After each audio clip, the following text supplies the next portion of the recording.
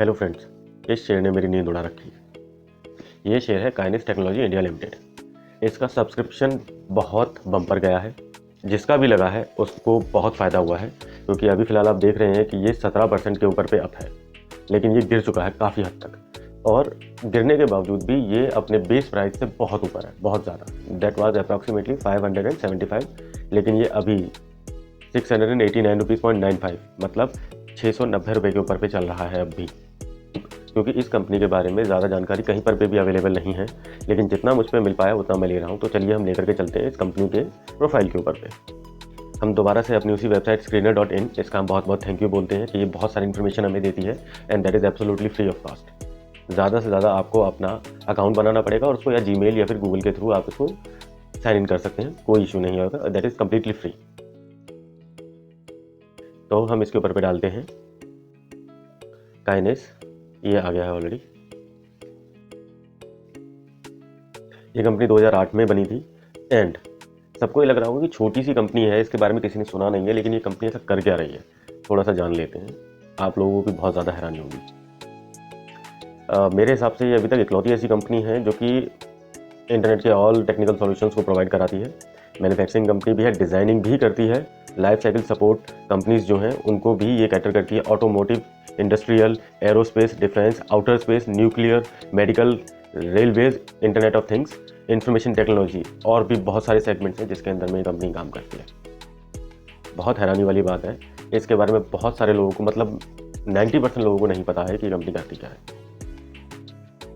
Company का जो revenue आता है वो ऑटोमोटिव इंडस्ट्री से आता है 33%, इंडस्ट्रियल से आता है 30%, मेडिकल से 10%, रेलवे से 10%, कंज्यूमर से 8%, एरोस्पेस और डिफेंस दोनों को मिला करके 2.5%, IoT और IT से आता है 5%। लेकिन इसी साल जून के अंदर में कंपनी ने सिर्फ 229 कस्टमर्स को सर्व किया है 21 कंट्रीज़ में, पूरे वर्ल्ड के अंदर में।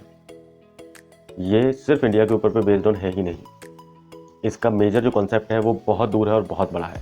और सबसे बेहतर बात, इस कंपनी की टोटल एसेट्स चेक कीजिए, टोटल रेवेन्यू चेक कीजिए, प्रॉफिट चेक कीजिए और नेट वर्थ चेक कीजिए। अभी तक ये जून तक का डेटा अवेलेबल है एंड आई एम श्योर आप लोग बहुत अमेज्ड होंगे इस कंपनी ने करा क्या है। इसकी टोटल एसेट्स जो हैं तो 378, 490, 622 एंड 763 करोड़। नेटवर्क कंपनी की 95, 136, 201 एंड 212। मार्केट कैप अभी तक क्लियर नहीं है, करंट प्राइस 690 रुपये है, हाई और लो जो है वो 786 और 675 रुपये है। बुक वैल्यू 43 रुपये है।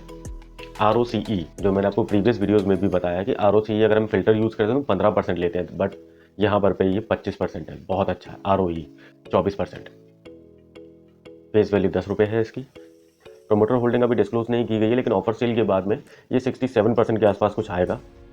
फ्री कैश फ्लो ये 14% है, जो कि एक नेगेटिव पॉइंट है, सीरियसली नेगेटिव पॉइंट है। इसे एटलीस्ट 2-3 करोड़ रुपए तो प्लस में होना ही चाहिए था।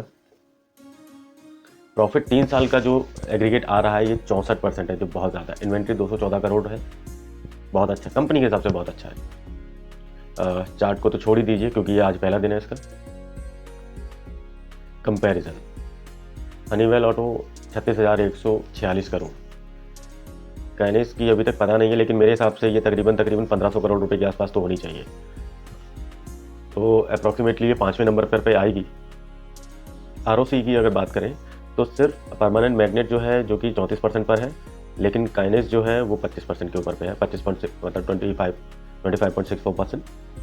ROE परमानेंट मैग्नेट के बाद में सिर्फ काइनेस ही है जो कि 23.96%, ओवरऑल 24%। प्रमोटर होल्डिंग 67% होगी, जो कि 3rd नंबर पर पे आ जाती है अगर हमारी कैलकुलेशन अगर सही कहती है तो।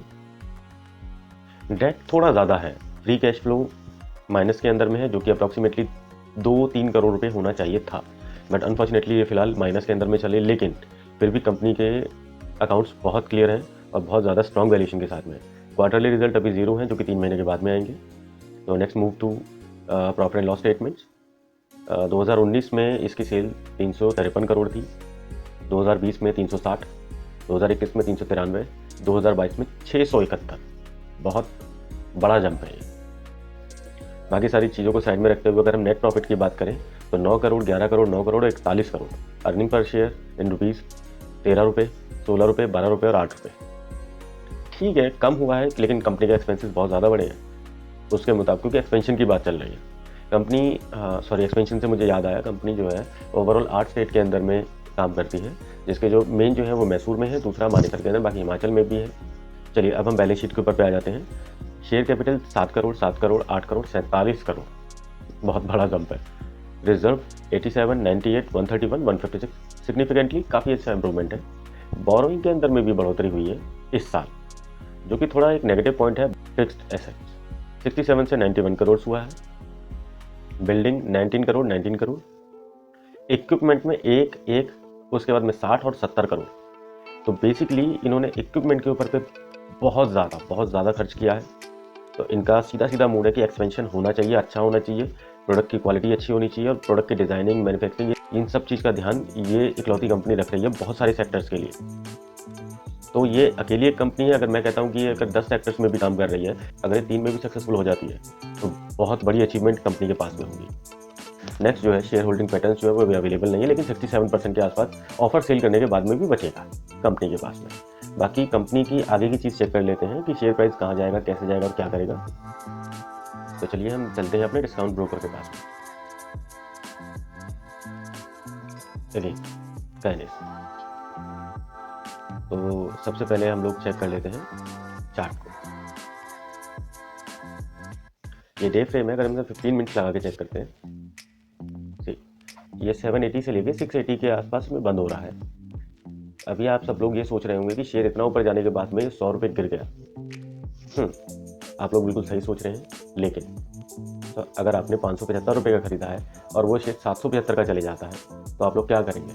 डेफिनेटली आप लोग सेल कर देंगे। तो सभी ने उसको बेच दिया, क्योंकि अपना वो प्रॉफिट बुकिंग कर रहे हैं भाई। 575 का खरीदने के बाद में 775 का बेच दिया तो 200 रुपये का प्रॉफिट बुक कर लिया पर शेयर। तो 200 रुपये का पर शेयर के ऊपर पे इन सबको फायदा है, जो 200 रुपये कमाने में बहुत टाइम लगता है। बट जहाँ तक मेरी कैलकुलेशन कहती है, ये शेयर जो है 600 रुपये से नीचे नहीं गिरने वाला किसी भी कीमत पर। और अगर ये 625 तक भी आ जाता है तो डेफिनेटली यहाँ पर तो बहुत बड़ा बाउंस बैक आएगा। और 1 से 3 साल के बीच में ये शेयर आपको अपने ट्रिपल अमाउंट दे करके जाएगा ही जाएगा। इसके पीछे बहुत बड़ा रीज़न है, क्योंकि ये जिस सेक्टर के अंदर में है, ये ऑटोमोटिव के अंदर में है, ये न्यूक्लियर के अंदर में है, ये एरोस्पेस के अंदर में, ये मेडिकल के अंदर में, लाइफ साइंसेज के अंदर में, ये रेलवेज के अंदर में है, जो भी प्रॉफिट मेकिंग इंडस्ट्रीज हैं ये उन सभी के अंदर में है। तो डेफिनेटली इट्स गोना ह्यूज। इसके अंदर में अभी और भी बहुत सारी अपडेट्स आनी बाकी हैं। तो प्लीज़ अगर आपको इन्फॉर्मेशन अच्छी लगी हो तो सब्सक्राइब कीजिए, लाइक कीजिए, शेयर कीजिएगा, ताकि मुझे भी मोटिवेशन मिलता रहे। मेरी प्रीवियस वीडियोज़ को अगर आप चेकआउट करेंगे तो आपको पता चलेगा कि मेरी कैलकुलेशन कितनी सही है about Nifty and stock market. Thank you so much guys.